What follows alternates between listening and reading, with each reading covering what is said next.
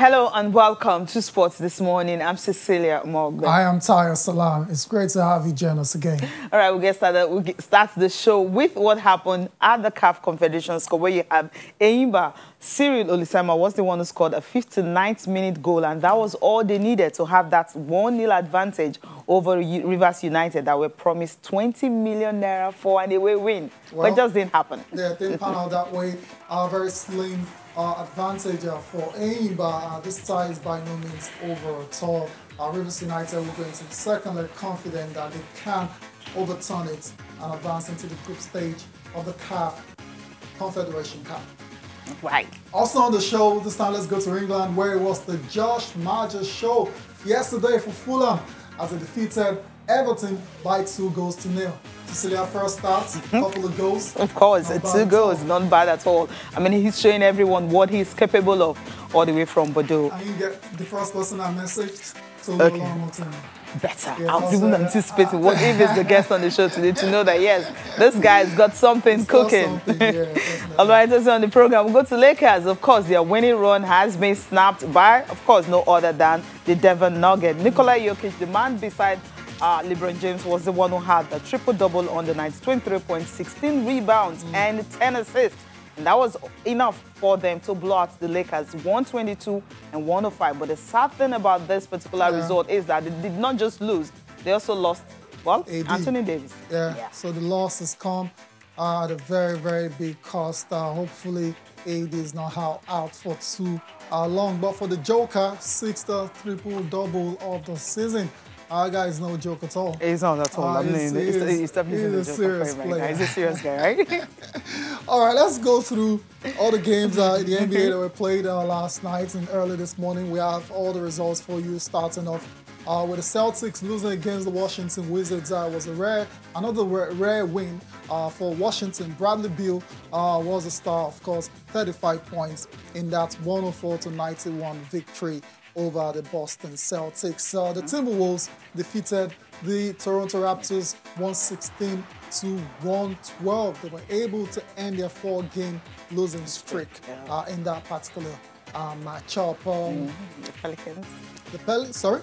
No, moving on to the next one. Oh, yeah, let's go on to the next game here. The Spurs and the Hornets ended 122-110 in favor of San Antonio. DeJounte Murray, 26 points and 12 rebounds on the night. The Pelicans lost against the Pistons 123-112. Mason Plumlee's triple-double helped Detroit get that victory over New Orleans.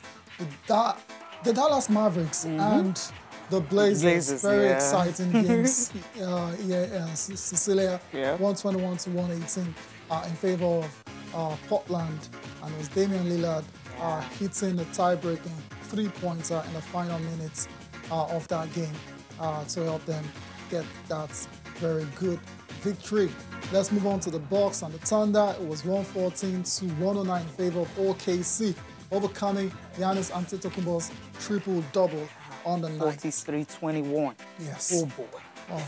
You do that and you only lose inside. So there's something wrong with this Bucks team. It's the third game in a row now, right? Yeah, there's something 27-17 at 10. Yeah, the Bucks need to sit up. It's not been... lost all 3 games now. If you check Giannis has had like how many? About 100 points, 43 rebounds, and 21 assists over the past 3 games, and yet they've lost all of them. Ouch. That's all I can say. Let's go on to the Magic and the Suns. The Suns were just so hot for Orlando. Devin Booker, 27 points. Mikal Bridges, 21 points for the Suns, who are on a 6-game winning streak. Let's go on to the Lakers and the Nuggets as a star matchup of the morning. 122-105. Straightforward victory for Denver. Nikola Jokic, like I said, a 6th triple-double of the season to end the Lakers' 7-game winning streak. We'll come back to that game shortly. The Grizzlies defeated the Sacramento Kings 124-110, while the Cavaliers lost for the 7th straight time, 111-120. What's going on with the Cavs? It started so well. Now they can't seem to get a win. They're playing against the Clippers. I mean, I'm just talking about this one. Yeah, they've lost 7 in a row. I think it's, how do you put it? I can't put my hands on it. Can't really put it, yeah. It's hard. Yeah, it's very, very difficult. But the good thing is they had a very decent start. So perhaps this is just a wobble and they can find their feet again and try to make a run at the playoffs. Let's focus on the Lakers and the Nuggets. Cecilia, this game, not good news for the Lakers because of AD. Obviously, who was having a fantastic game before that injury. As a matter of fact, he had 15 points and 4 rebounds in 14 minutes before aggravating his right Achilles, and we don't know how long he's going to be out for. But, not good signs at all because he's been battling with this particular injury for a while now. So hopefully it's nothing too serious and AD can return for the Lakers because they'll need him. Of course, they'll definitely need him. Can't carry all the load at this stage of his career. We'll wait for MRI scan and see what's going to happen because that is just actually strain. I mean, that's straining that particular right. When you re-injure a particular, I mean, it's hard. Yeah, it's hard. I'll say so. Anyways, let's see how Lakers can actually bounce back from this one because they need that. I mean, that their winning run that they had was something I expected them to continue, especially with Jazz also. Winning all their games are just continuing on fire, not losing anything. Right now, top seed in the West, and of course Lakers just chasing, and you see Clippers also on a winning run, so they're very close. So it's a tough one for the Lakers. Anyways, for Denver, apart from Jokic, triple Jamal Murray, of course. Jamal Murray had 25 points on the night. It was a third straight win, and let's not forget Zeke Naji as well, the Nigerian who just got drafted in the last NBA draft, finished with 16 points in that particular victory. So it's safe to say that in the battle of the two of the front runners for the MVP, Nikola Jokic and LeBron James, will finish with 22 points and 10 rebounds. Jokic 9 assists. Winning 9 assists as well. So Jokic winning that particular battle. But the war is still yet to be won. The war will be won come the playoffs. Yeah, that's what we're waiting for to see if they... All right, let's talk about standout performers. All the guys that played really well. Bradley Beal, he was on the winning side. NBA's top scorer, missed their previous loss, was rested. Very rare for him, but he came back and scored 35 points, grabbed 7 rebounds, and dished out 5 assists. Take it about wherever you are. Bradley Beal. Damian Lillard, of course, steady performer. 34, 3, and 11 for the Portland Trail Blazers in their own victory as well. Let's move on to Lou Williams. This guy scored a season-high 30 points on the night for the Clippers, grabbed just 2 rebounds, but dished out 10 assists. We know Lou Williams can score by the bunches when he has to. Next up is Luka Doncic. Wow. 44, 7, and 9, but the Dallas Mavericks just could not help this guy get a win. He missed that last jump. I mean, the jump shot that he missed, that would have brought them level, just 5 seconds remaining. But couldn't. And of course, the other guy took advantage of it. Too bad. He lost against the Blazers. All right, let's go on to last but not the least is Terry Rozier of the Charlotte Hornets. 33, 7, and 4 for them in their own game. So, fortunately, they lost to the Phoenix Suns. All right, so that's it for the NBA. Let's go straight to Melbourne, down under, where the Australian Open is hotting up at the moment. We're in the quarterfinal stage now, and we're starting to see the likely contenders for this competition. Let's talk about Rafael Nadal. Rafael Nadal still in the running to win a record 21st major. It was supposed to be a very tricky tie against Fabio Fognini and Cecilia. By the end of the day, Nadal made it look very easy. Outclassed. 6-3, 6-4, 6-2 in just 2 hours and 16 minutes on Rod Laver Arena. Okay, quickly we'll go to UFC. And of course, you know what happened on Sunday morning. Yesterday morning. I mean, yesterday morning, it's just so early. I mean, Kamaru Usman, of course, still undefeated. I mean, the longest winning streak right now in welterweight, right? History. So there's 13. No one, 13. No one has ever done that. He's having a record right now, and he wants to take it a notch higher. And of course, Jorge Masvidal is the guy that has been talking. Yeah, he's been talking. Despite the fact that he lost the first fight. He lost. So what was he talking about? Yeah, that's what UFC fighters. That's what fighters do generally. They need to drum up their stock. They need to raise their stock by talking a lot. And for Kamaru Usman, was never in doubt. A lot of people were a bit worried against Gilbert Burns because he was fighting someone who's fought before. And I mean, who knows him very well. Training partner since 2012 all the way back. So it's going to be tricky. He survived the early scare in the first round, got caught nicely, but rebounded and eventually dominated Gilbert Burns' third round TKO to extend his record in the welterweight division to 13 straight wins, more than the great George St. Pierre, GSP. So this guy right now is the man of the welterweight division. And he's been talking about his next opponent. As a matter of fact, before taking on Gilbert Burns, he confidently said that I want to run it back with Jorge Masvidal. Of course, UFC asking who's next for Kamaru Usman now, and I think it's got the answers. Of course. Okay, you guys can join us and talk to us on Twitter this morning. And of course, we'll be talking about so many things to talk about, especially with the EPL and of course, Nigeria Professional Football League and also CAF Champions League.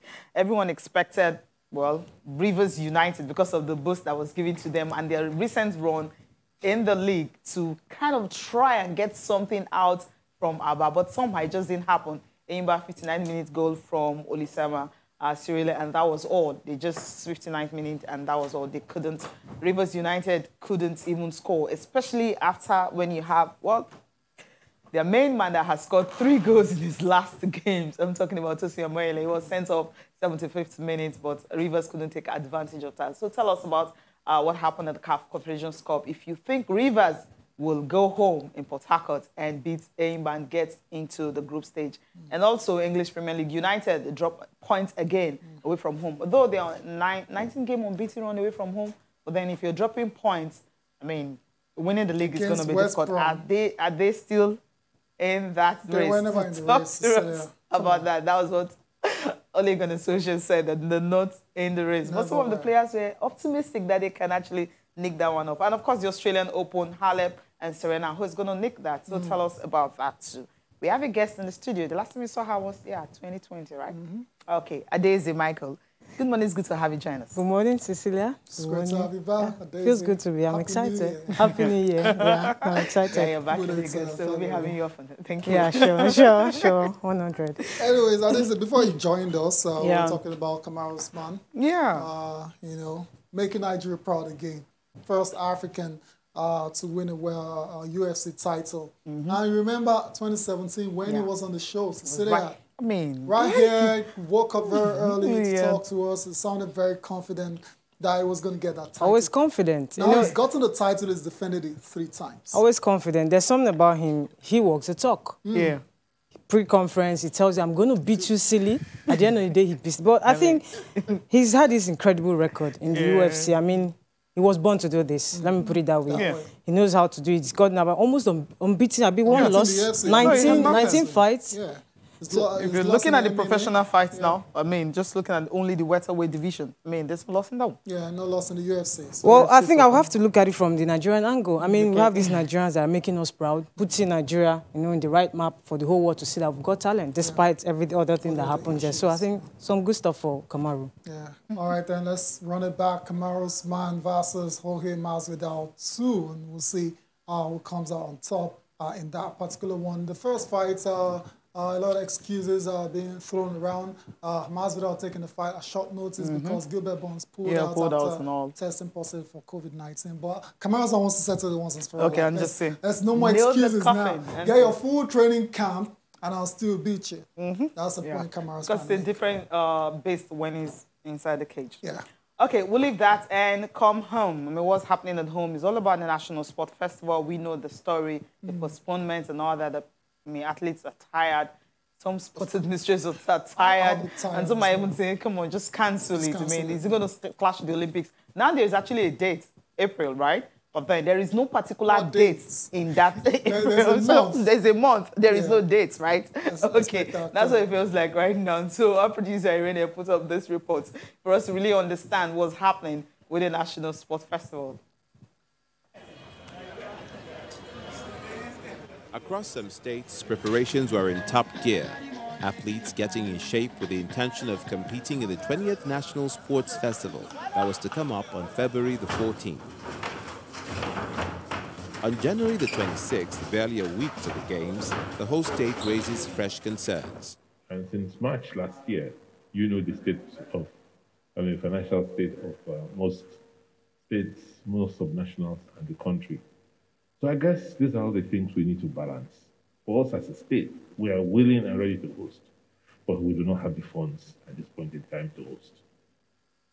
That is the plain truth. But however, if the federal government in its wisdom decides that we can host and they can bring the funding, we'll be all too willing to host the country. With the new concerns raised, the question on the lips of many was, will the Games go ahead on the scheduled date? Even though Edo State is prepared, the infrastructures, sporting infrastructure are in place, the COVID-19 infrastructure in place, we're mindful of the COVID-19 second wave. And of course, the issue of the cost implication of the postponement.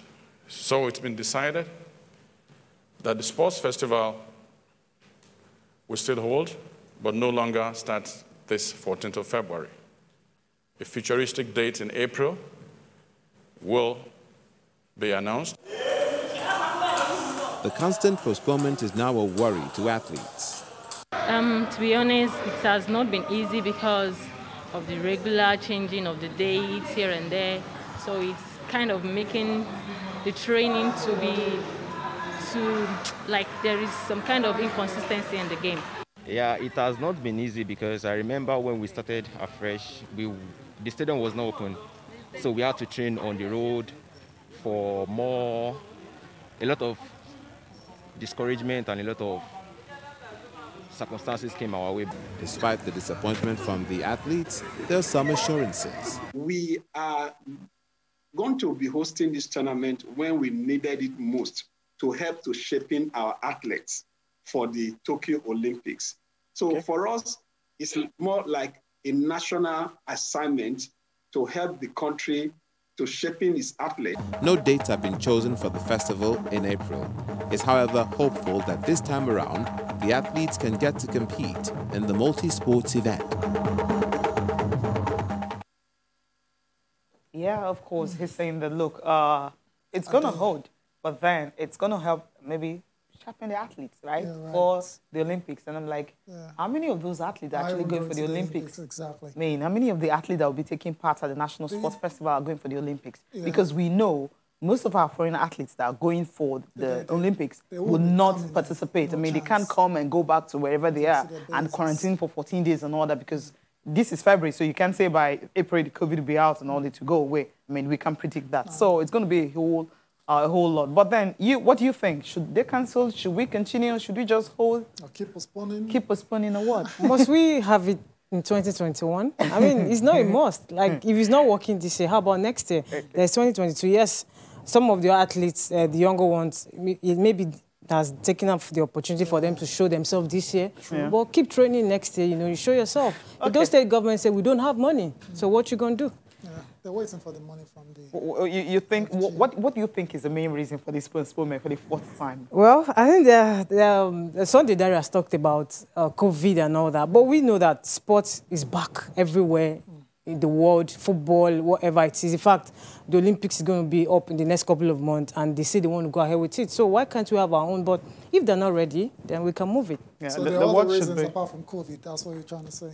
The other reasons apart from COVID? We have the financial part of it, but I mean, this is Nigeria. If we want to do it, we'll do it. Yes. Lack of willpower. I get that. I mean, if we want to do it, we will do it. Yes, that's the statement I'm taking away, because I know we can actually host that National Sports Festival successfully without any hiccups. But then, Qualities, right? Fingers crossed. Let's leave it fingers crossed. Yeah, just the athletes like PT training and training, not knowing when it's going to happen. And I hope most of the sports federations should be organizing, tournaments for them. Some states actually are trying to have local government tournaments and all that here and there. Just do that and keep your athletes busy. That's the only way to go and not wait for the, ever-ending National Sports Festival. We'll leave it at that and quickly talk about what's next. Let's talk about football. Good news. Well, I don't know if it's official just yet. The Eagles are coming back home, right? Teslim Balogun Stadium will be hosting African qualifier, and everyone is excited. Can't remember the last time I saw Spurs play in Lagos. I haven't watched Spurs in Lagos, so I don't know how lucky you will be. Okay, yeah, I have. It was a friendly. I think it was, who was in charge? Was he Samson Siasi or something? Teslim Balogun Stadium. It's been a long time. Yeah, was it friendly? I'm in Lagos. I'm excited that we'll be seeing the Eagles in Lagos. But here is it. My own part of it is that why do we keep moving our Super Eagles from one place to the other? That is good. Everyone needs to. The Super Eagles should have a nest. The Super Eagles of Nigeria should have a nest. We have Wembley in England. We have other national teams that have their national stadium. Yeah, it was Lagos before. We can always move them around, probably if they are friendlies to play. But when it comes to qualifiers that are a little bit more serious, we should have a nest for the Eagles. So, there in Lagos, we should be able to, see that game. But I think the NFF can do better. Keep, taking them from one place to the other. It doesn't add up for me. But the issue we knew was the Lagos stadiums weren't in good shape and all of that. So they were moved to Abuja. Now Abuja became the national stadium. But now that they've worked on the Teslim Balogun Stadium now, and Teslim is not a national stadium. It belongs to Lagos State. Yeah, it's not. But the Super Eagles are coming back to Lagos. That's what is important, but it's not the national stadium. I'm not just talking about that, and also the 2022 African Nations Championship. That's CHAN that will be taking place in Algeria. He's confident that, look, Nigeria has what it takes to win it, and he is assuring everyone that they can qualify. Remember the one that just concluded? Nigeria did not qualify, the one that was played in Cameroon, but then there are hopes that they will try as much as possible to ensure the Super Eagles will not just qualify. That's the home-based team now, but also go ahead and win it. Talking about that, and also the advantage that Super Eagles will have playing in Lagos. You can see clearly that the league has picked up, and we are doing very well. Our technical study group, they're looking at the players, and you see, CHAN is very tricky because the moment you see a player that is very good today is leaving for abroad the next day, you cannot pick him anymore. So you have to monitor the young players, look at them as they are going, make sure we qualify, and that's the first thing.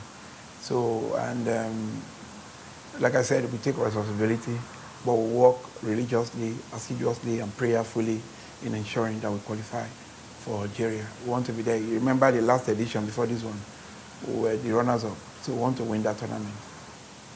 You see, ours is not just moving around. We're also looking at certain factors. For example, when is our next game? After that, we are going to play in Cotonou. So we don't need to fly.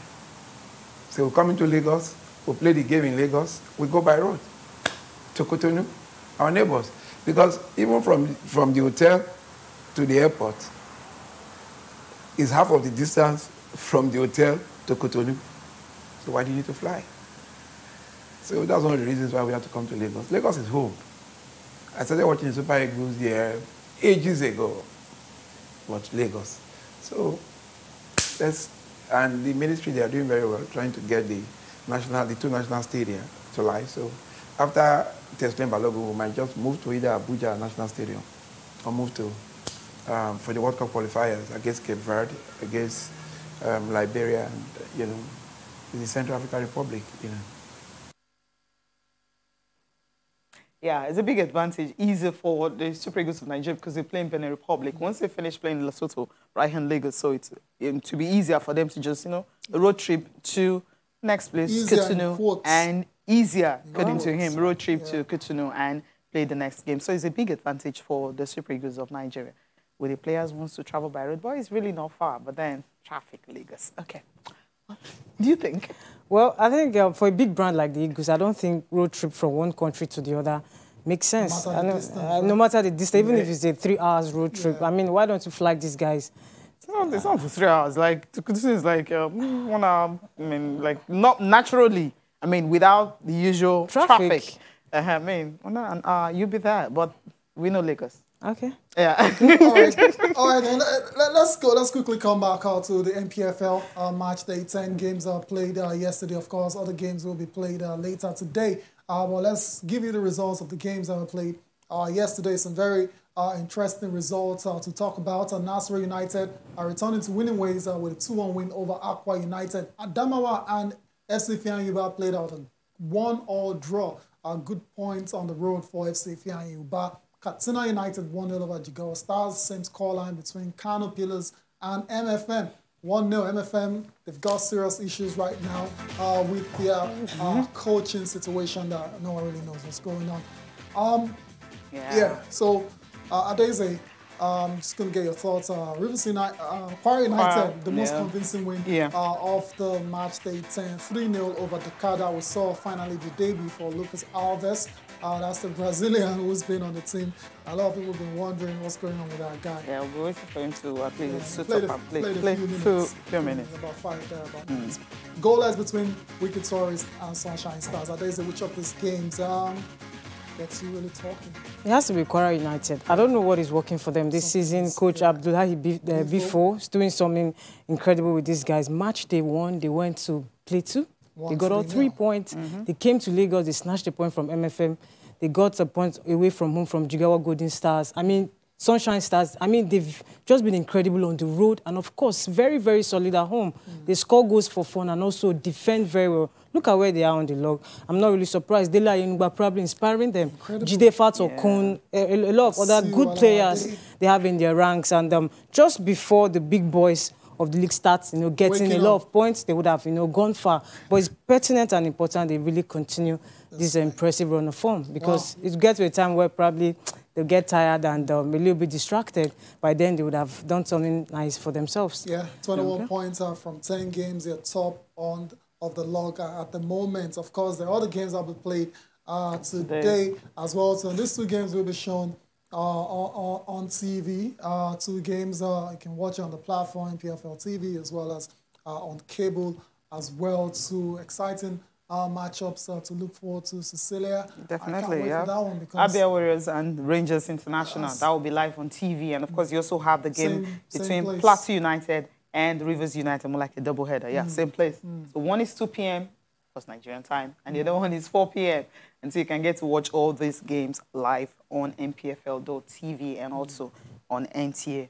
Okay, and those are the games for today. And, of course, the game between Enyimba and that of Warri Wolves postponed, and Plateau United and Rivers United also postponed because those guys were in action over the weekend. Before we talk about the CAF Confederation Cup, we'll do NNL first, right? All right. The Nigerian National League, of course.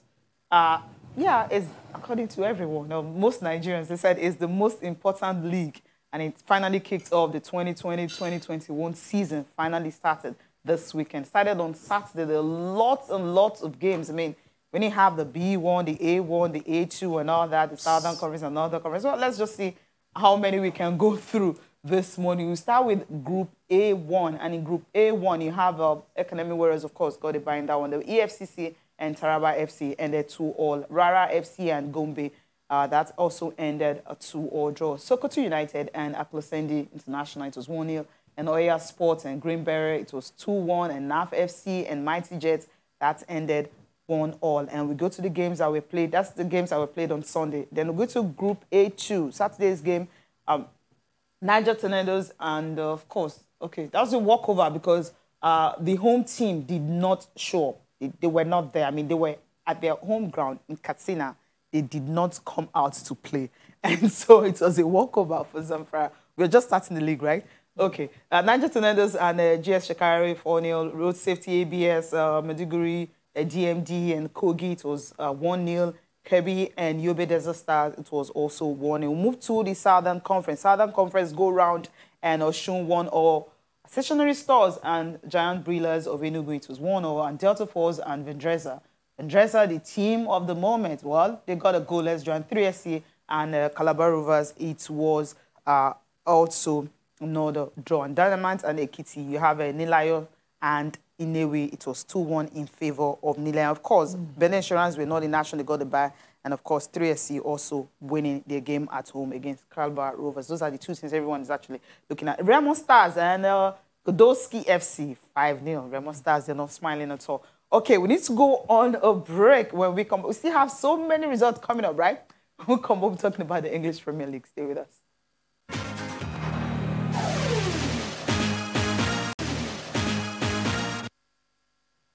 You're welcome back. Okay, I mean, we were talking about NNL, but then we're done with that. Quickly talk about the CAF Confederations Cup. I almost said CAF Champions League, yes, because that's where AIMBA actually belong. Yeah. Right now, they're playing in the CAF Confederations Cup. Just what happened yesterday, where you have, I mean, Rivers United going into the game. Everyone say they are well motivated, they're favorites, they're going to win this and all that. But at the end of the day, one goal, and they just couldn't reply. AIMBA completely. Even despite the fact that the first half we have the soggy pitch and all that, I mean, it was hard to play ball. But in the second half, you could see that sugar ball that, you know, Patasha know how to play very well. Yeah, it was a game that had a lot of expectations. Yeah. I mean, for the whole 20 million razzmatazz and about it, Rivers United, we know, I mean, Jason Wike is really, you know, giving them that push, supporting them, backing them, I mean, providing everything they need. But I think I saw an AIMBA team that wanted to protect and maintain their pedigree, despite the fact that, I mean, they had neighbors that were somehow like promise you're going to get 20 million. But I'm sure they gave good account of themselves. And for Rivers United, they had their moment. Stephen Gopi, I thought, had a good game. Fortune Omoniwari made sure that AIMBA defense didn't really, you know, have a good time there. So I think it's not yet over. Nope. The tie will definitely be decided in Port Harcourt. A lot is still left to be played. AIMBA, like I talked about, some of their players had a good game. Anayo Iwala. It was a menace for the defense of Rivers United. Of course, the former AIMBA player, Ifeanyi Anemana, also had a good game. But at the end of the day, I felt Nigeria's football was on display yesterday. And I'm sure Coach Kenetro, we were talking about off-air. You know, I'm sure most have seen that game. I have the feel of, you know, what it is to, you know, to play Nigeria's football. Maybe I'm sure maybe one or two players must have impressed him. He will look at it from that angle. That's a story for another day. You're smiling already. And yeah, it was a good game. But I hope that AIMBA can maybe try to consolidate on it. The good thing is that they kept a clean sheet at home. Yep. That's one big advantage. Very slim, but they didn't concede. I mean, the elephants on the rope. I mean, they will... Experience now will come for them. Yeah. Experience will come for AIMBA. I don't know how they want to do it, but Rivers United too have shown us that they know how to score goals. I mean, scoring 5 goals past Bloemfontein Celtic. It was something nice. So home and away and all. They didn't play anyone in Port Harcourt. I mean, one was in Benin Republic, and the other one was in South Africa. Exactly. 5. Yeah, so I hope they've not finished scoring all their goals anyway. It's a fight to finish. AIMBA will be up for it. It's a fight to finish. So it's going to be a cracker, really. So AIMBA shouldn't even celebrate as well. Well, they shouldn't celebrate, but they shouldn't celebrate just 1-0, very slim. Anything can happen. But if they can get 1 goal in Port Harcourt, then they will know that Rivers United have to score 3 to be able to go through. So I hope, hopefully, AIMBA find the back of the net. And Tosin Amoyele will definitely miss that after that straight spread, that challenge. That retaliation he had. That was a cynical stuff. Yeah, you know, in football, sneaky. I mean, they're not looking at. Wasn't looking. Yeah, in football, they're not looking at who hurts you. Your reaction. That was where he faltered. That was some sort of disappointment for him. Yeah, it was heartbreaking when I saw that. Kind of let his teammates down with that one. But anyways, our second leg, can't wait for it. Should be very exciting indeed. Quickly, let's touch up in the Premier League and see what went down. It was the Josh Maja show, like we said at the start of the program, against Everton. Everton taking on Fulham. Josh Maja starts in his first game for the Cottages and ended 2 goals to nil. The first win for Fulham away at Everton in league competition on their 28th attempt. And for Josh Maja, 22 years old and 49 days, is the second youngest player to score on his first Premier League start for Fulham after Collins John versus Blackburn Rovers in April 2004. Collins John was 18 years old and 178 days old at the time. Other results are for you. We've seen them. Arsenal, Aubameyang bouncing back, scoring a hat-trick against Leeds United. And this one, of course, which was the great one. I mean, Josh Maja. I mean, we talked about how... Josh Maja, a Fulham product. Played his youth football in Fulham, moved over to Sunderland, scored a lot of goals. He felt he could, find a new chapter in Bordeaux when they scored 9 goals 2019-20 season, but current season, just 2 goals, not really having a good time. But I have to give credit to Scott Parker, who saw the need to bring back, a Fulham boy through and through. And he said, I want to bring him back. He's a talented player. He just needs some fine-tuning. And look at what it's paid off for him, getting 2 goals for him. With this kind of performance, Fulham will look at it and say, okay, if we continue this way, we can, maintain our stay in the top flight. I mean, their first win since November. So, having your new guy, getting the first victory for you, I mean, it's a huge one. Fulham have been playing some good stuff. But they've not been lucky. Scoring goals. Yeah, they've not been scoring goals. Bring in a striker, and hopefully Josh Maja will provide goals for them that will perhaps keep them in the top flight. Before we look at the papers, Cecilia, let's take a look at the tweets. Yeah, okay. Loads of them to talk about, and before we look at the papers, let me start with Mark Anthony. Mark Anthony, you're very interested in the Australian Open. You're saying your heart goes to Serena Williams. I pray God helps her to fulfill her heart desires, and that's, of course, winning Grand Slam number 24. Thumbs up to Manchester City as well, too. And weekends, Rivers United will lose a game against Eimba in the return leg. We're going to have to wait and see about that. Noble Falayama said, we're talking about Josh Maja making history by his 2 goals debut and all that. Only Ifane Koko, 2 Nigerians have actually achieved that feat. He said, another defensive error cost us 3 points. Defense wins titles, while goals wins games. Sad to admit that our noisy neighbors will win the league. Well done, Eimba. This is a Manchester United fan. Harsh reality. Harsh one. Okay, I'll go for Boston was talking about massive boost for Aubameyang and Arsenal with a win against Leeds. They can carry on the momentum into the next game against City with a win or at least a draw. Against City, a win or a draw. Okay, this one is talking about why is Benin Insurance not in the mix for the NNL? Yes, of course, they are in the mix for the NNL. They are on a bye, so they're going to play next week. And Israel says Man City has claimed EPL trophy already. Yeah, it's a bit too early, but they're looking like the champions are waiting. That's the best way to put it. Israel is still talking. It says Manchester United, nothing without Pogba, which is a failure. A successful team should not be built around one player only. All right. And Jola Ayodeji says Rashford seems very distracted lately, which is affecting his performance on the pitch. He has championed a good cause for children, but enough is enough. He needs to be more committed and focus on the game. Both. Come on, he can do both, and he's been scoring just some bleep. Okay, quickly take a look at the papers for the just 2 minutes. We have to leave the studio. I'll start with Complete Sports. Complete Sports here indeed breaks his own EPL record.